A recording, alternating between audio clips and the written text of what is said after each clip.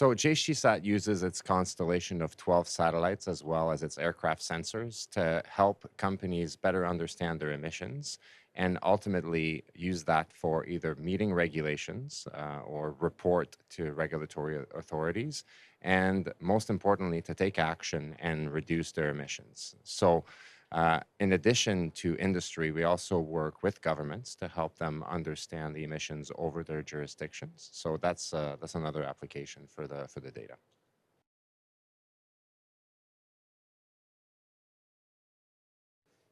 So GHGSAT's patented technology is actually a kind of a newer version or a realization of an old design. It's a Fabry-Perot spectrometer, so it's a ring spectrometer, and our application is quite unique in that it allows us to really zero in on the signature of methane.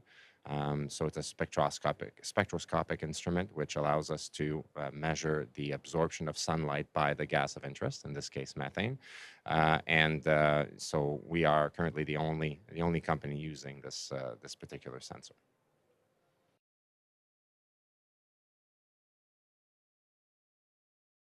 So the sensor that flies on the aircraft platform is actually very, very similar to the one that we have in space. So this actually presents many advantages because the data is highly compatible with what we do with the satellites, and it complements it very well because by flying at a lower altitude than the satellite, it allows us to first of all have a higher resolution. So instead of 25 meters, we are actually sub-meter resolution, and also the detection threshold goes from 100 kilograms per hour to around 5 kilograms per hour. So these two can be used in conjunction at different frequencies in order to provide a fuller picture of emissions for our customers.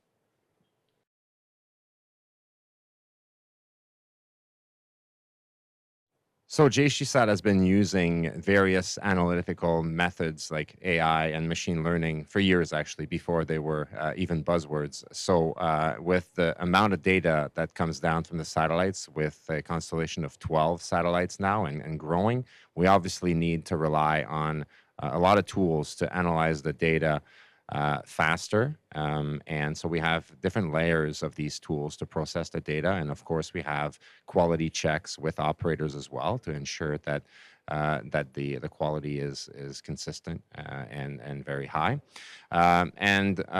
Machine learning and AI is also presenting new advantages now, and the jury is still out as to the full effectiveness of it. But it is possible to apply these techniques to, for example, to data from public satellites and trying to lower the noise level in order for plumes to emerge, essentially lower the detection threshold of these instruments.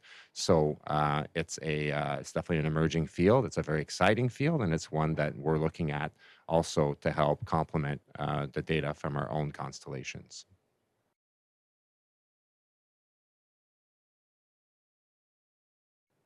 So GHGSAT data, just by its very nature, helps shed a light on emissions from various industrial sectors. So of course, oil and gas is our main customer because methane is a main component of natural gas. But we also see emissions from the waste management industry, from the coal industry, and even agriculture and hydroelectricity for that matter.